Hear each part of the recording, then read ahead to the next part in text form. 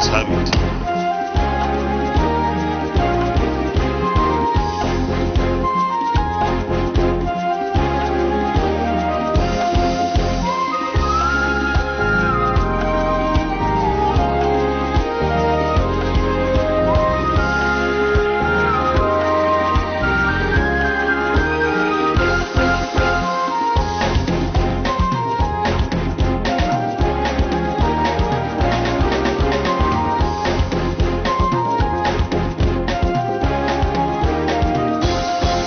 Hello and welcome to the program. I'm Dennis Adegunloye. Although the budget defense exercise by ministries, departments and agencies continued during the week, plenary also resumed after almost 4 weeks with some key issues up for deliberation and legislative approval. This is where we begin this week as the Senate passed the 2010 Electoral Act Amendment Bill, which was committed to its conference committee following variations in the versions earlier passed. The passage this time followed the approval of the committee's reports by both chambers. The two main issues: the mode of voting and transmission of results, which shall be in accordance with a procedure determined by INEC, and the approval of direct primaries for political parties. This bill is now ready for presidential assent. I'm happy to say that most of what we call citizens' top priorities on the Electoral Act amendment, including the use of technology, has been addressed by this Electoral Act 2021. Those in favor that the Senate do approve the conference committee report on the Electoral Act number 6, 2010, say aye. Those against say nay. The ayes have it. The Senate rescinded the decision and recommitted it to the full Senate and agreed with the House.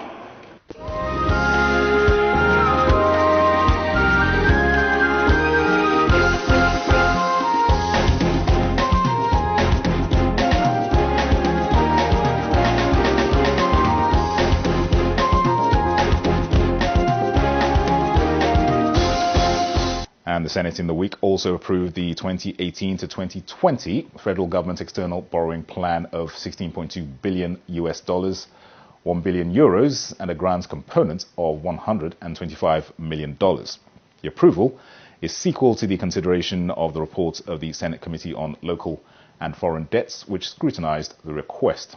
The loans from the World Bank, China Exim Bank, and 8 other international financial institutions are expected to be injected into infrastructural and human capital development.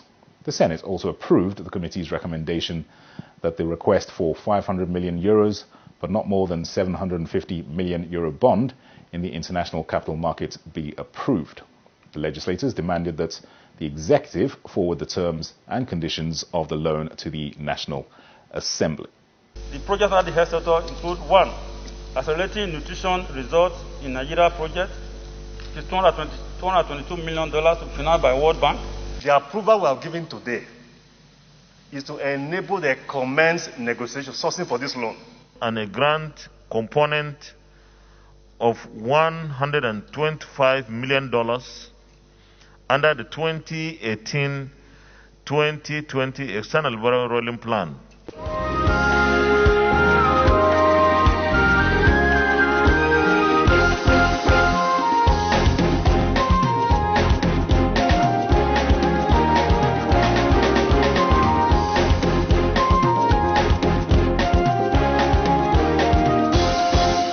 Outside of plenary, but continuing with electoral matters, the chairman of the Independent National Electoral Commission, Professor Mahmoud Yakubu, says 100 billion naira has been proposed as first tranche allocation for the 2023 general elections and off-season governorship elections, of which over 61 billion will be spent on technological improvements. He was speaking while defending the Commission's 2022 budget of 140 billion naira before the National Assembly Joint Committee on INEC. Before this, however, he gave an assessment of the recently conducted Anambra State Governorship Election. We were in Dunokofia, we visited Oka South, and we also visited in Jikoka. And everywhere that we visited was calm and the enthusiasm really very high.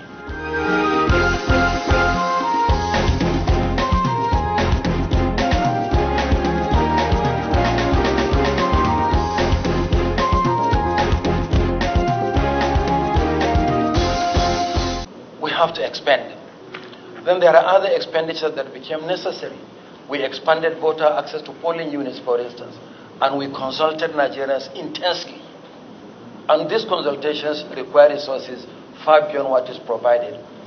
The 2022 budget for the Independent National Electoral Commission is a transitional budget. Transitional because the preparation for 2023 general election will get its financial backing from the 2022 budget. But we are confident that the INEC team is a round peg in a round hole and are capable of conducting free, fair, and credible elections anywhere in this country.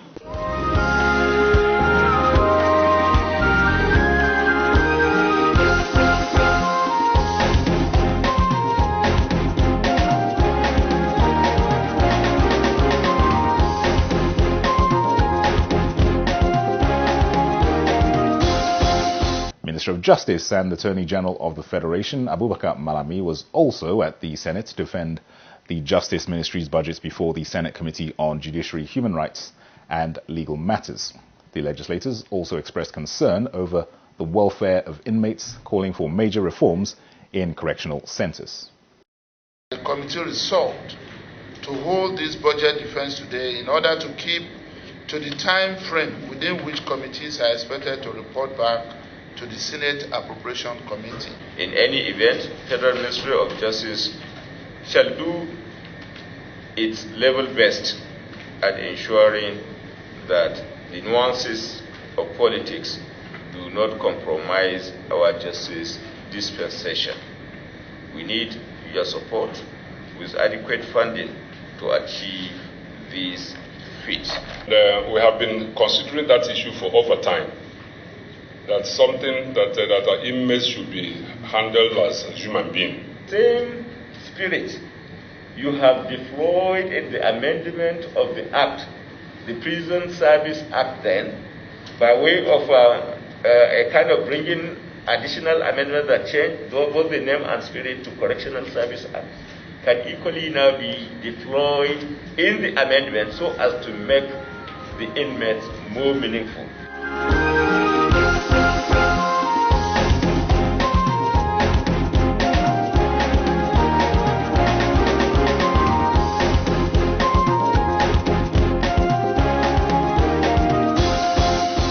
The Minister of Communications and Digital Economy, Isa Ali Pantami, while appearing at the National Assembly for the budget defense exercise, was quick to point out that ICT is breaking new ground in boosting the nation's economy, and with continued support from the legislature, this momentum will surely be sustained.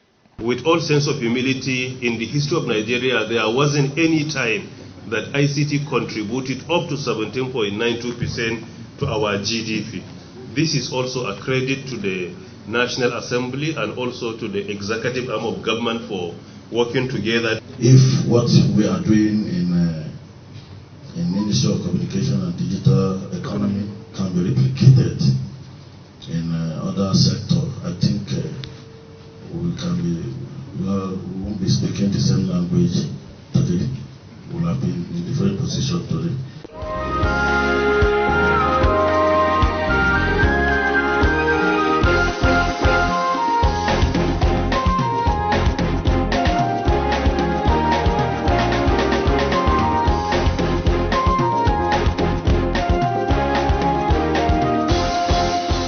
Now, a lot has happened within and outside the National Assembly. The recently conducted Anambra State Governorship Election, passage of the Electoral Act Amendment Bill by the Senate, and the recently held PDP National Convention, among other issues of national interest. Let's now get the perspectives of some legislators past and present on these and other issues. Well, I don't know whether you remember, there was the one time Secretary General of UN, Boutros Ghali, I think from Egypt or something, who at a point he was being interviewed, he made a remark that caught my fantasy. He said that if he had the opportunity, one country he would want to live in or be is Nigeria, because see, Nigeria all of a sudden it will look as if there's going to be a revolution, as if it's going to be the country is going to burst. You know, you see a lot of hula, but after a while, the whole thing will diffuse. And you'll be wondering, was it the same country that I had all that was happening the day before? So you could see that prior to the election of Anambra, the tension, the acrimony, everywhere, as if it wasn't going to hold. The IPOB was issuing a threat from here. You remember when I asked them that it shouldn't be in our favor? The police, the army, all the security agents were mobilizing as if we are going to war. So people thought that there wasn't going to be an election. Even people started leaving not just the town, the state. You know, people were in droves running to the neighboring states, Imo, Enugu and all that. But you could see that at the end of the day, it became a very peaceful election. No issues, no gunshot, no death, no life lost, and it was seamless. I think that's one thing I keep telling people, that God has a purpose for this country, and God has destined us to be one united country in peace and in unity, in justice. And that's why I pray that those of us who have been opportune to get to this level and those higher than us, we should know that God has a purpose of this country. And when we are in course of our leadership, we should know that there should be need for justice, fairness, equity as our motto signified. So you could see that election came like that, and INEC proved most people wrong. Because that was another trial of the bimodal or BVA electronic system of both accreditation and also transmission of result. Yes, we know there could be skirmishes, challenges here and there, which are normal with all our electronic system, even the phones we have, even the ATMs and all that. But above all that, things went on very well. So for me, it was kudos for INEC, irrespective of all the challenges. And you could see that it reduced human involvement. No more cases of ballot snatching, very few cases of what do you call it, mutilation of change of result, or mutilation like we experienced in Orumba North or somewhere. But thank God that the lecturer came up and owned up and said, no, I signed this thing under Durex. And there and then that result was changed. And I think that lecturer need to be commended, because against all odds, he stood as a patriotic Nigerian. That is the kind of people we should always send on such errand, not those who will go and compromise their position. I don't know who he is, but I think he's a lawyer, a legal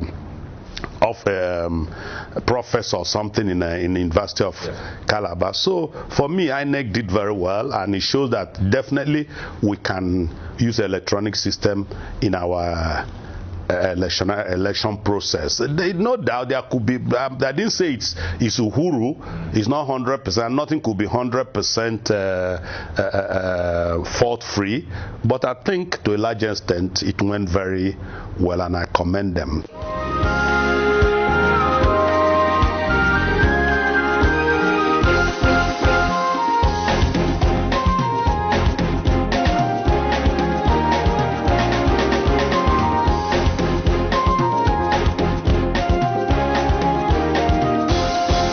Thanks for having me once again. And I've always thought that if we are to make meaningful contributions on the floor of the House, we should have some documents before the sitting, so that we'll go through them, if need be, research, and come up with some productive contribution.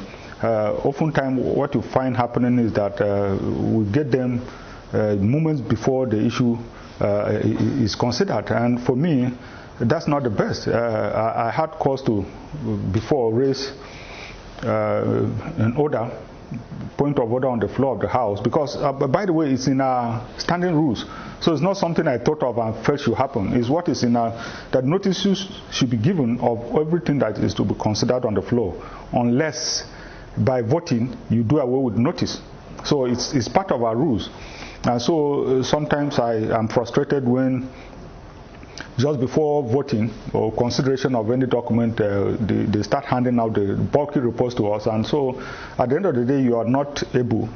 Most people complain. It's not just me complaining, but I've heard a lot of my colleagues complain that at the late stage that it arrives, such documents arrive, there's not enough time. Sometimes you vote before you go and read them thoroughly and discover that, oh, if you had read this before, maybe you would have voted differently than you did. So this is one area we can improve upon. Like I said, it's in a rule book, studying rules. So it's just asking us to comply with what we have, the rules that we have given for ourselves to operate by.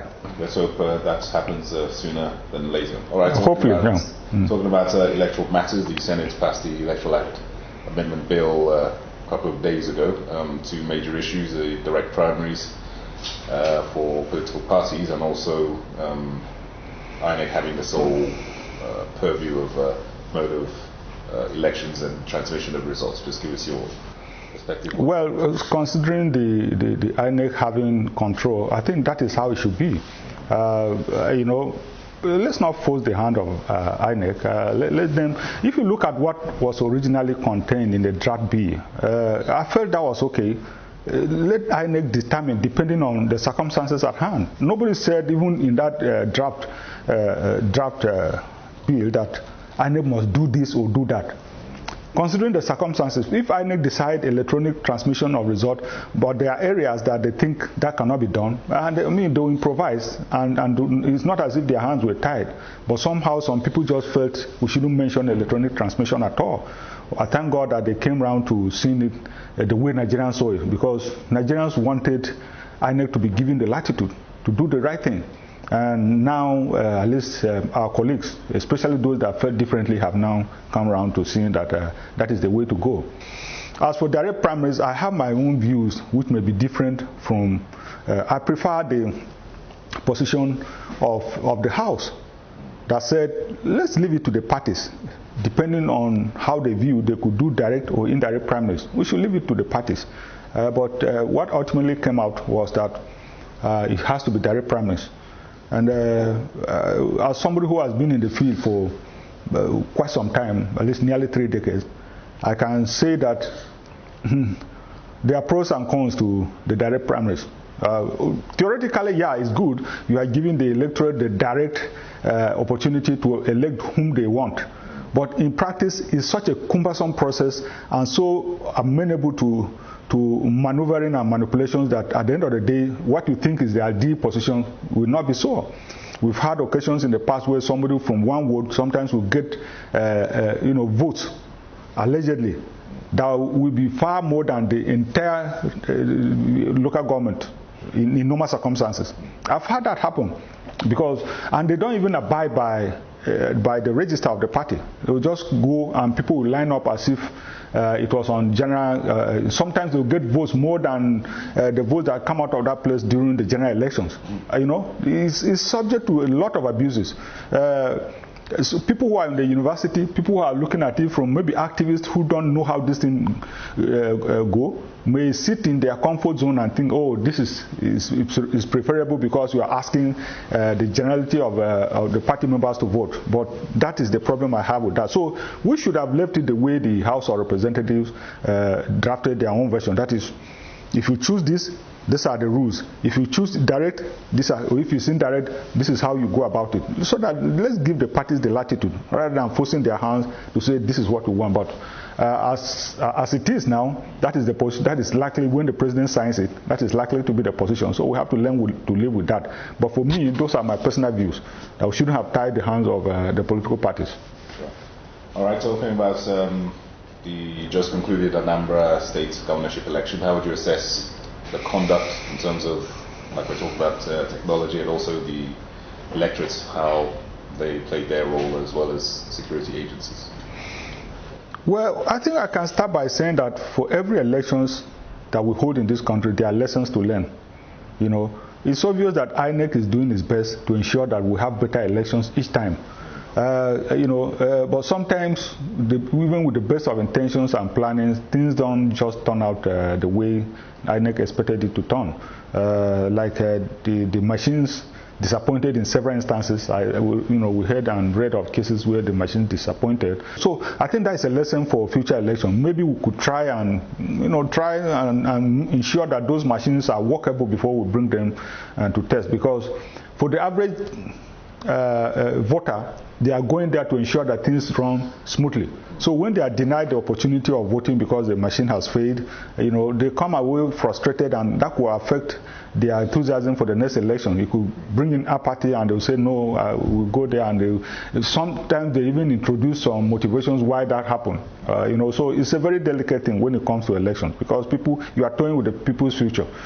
So why I give INEC kudos for always trying to ensure that we have better elections. Those are some of the lessons we take away from there.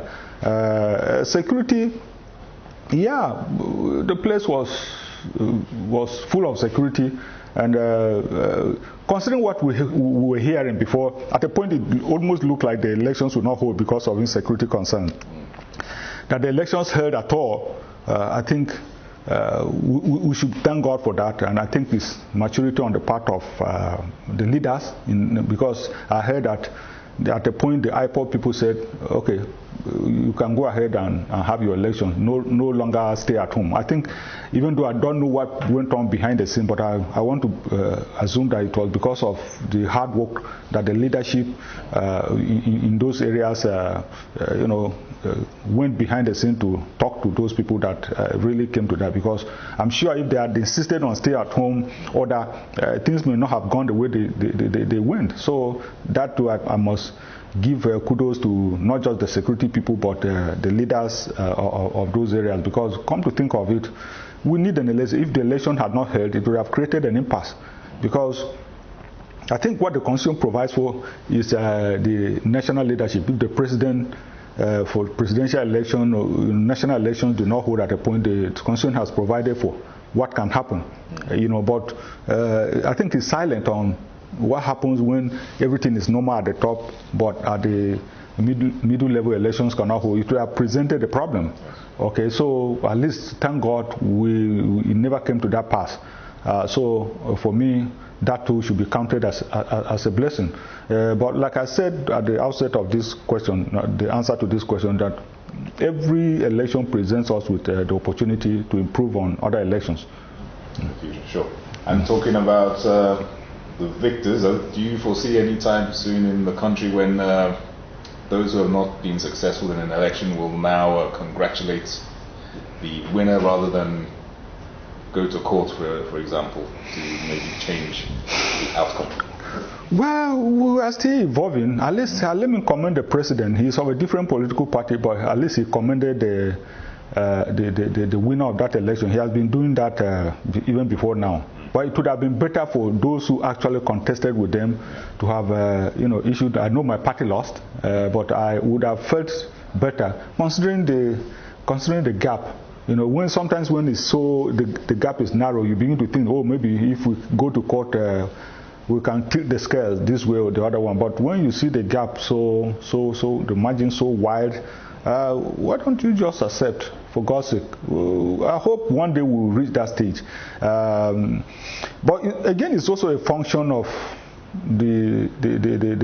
the confidence with which people have in the electoral umpire. I think when we reach a stage when everything is so transparently done, you will see that people will just do the needful in this case, because when you do that, you bring down the tension. And let's come back to the legislature. Huge turnovers every 4 years. Many have complained that this is not too good or healthy for the growth and evolving of the legislative arm of governments. What's your take? Well, I agree that the turnover of legislators every 4 years is not ideal for our democracy. When you come into the National Assembly or even at the state level, there is a lot of training that you go through. You attend conferences, you attend seminars, you go even abroad and so just at the point you think you are getting equipped to be very productive, you go for another election and you are voted out. That is not ideal. But I don't know how you can resolve that. You can't say, okay, because this man has come, let him not face the electorate. If you face the electorate and they vote you out, what do you do? And so, you see, I think part of the problem is that people assume a lot of things about people coming here. Oh, they earn fantastic amount, so it's my turn to go there. It's not necessarily, because in America, if a legislator is doing well, nobody, even within his party, nobody challenges him. Nobody challenges him. And in some rare instances, even the opposing party may even look the other way. An election will come and he will get it very easily. It is only when his rating starts to drop that he gets challengers, but here, no matter how well you do, you can be sure that people within your party will challenge you fully, not to talk of opposing parties, because they believe that chop make a chop, as they put it, in local parlance. So we are still growing. Maybe we'll get to a point when people will see that as service rather than having my opportunity. But there's nothing you can do about it, because since it's a democracy, you can't stop others from also vying for that. And if they present themselves and the electorate vote them, what can you do? I think we can only throw up our hands and wish that things will get better in the fullness of time. All right. Distinguished Senator Emmanuel Okajet, many thanks for granting us this interview. It's been a pleasure being with you. Thank you, sir.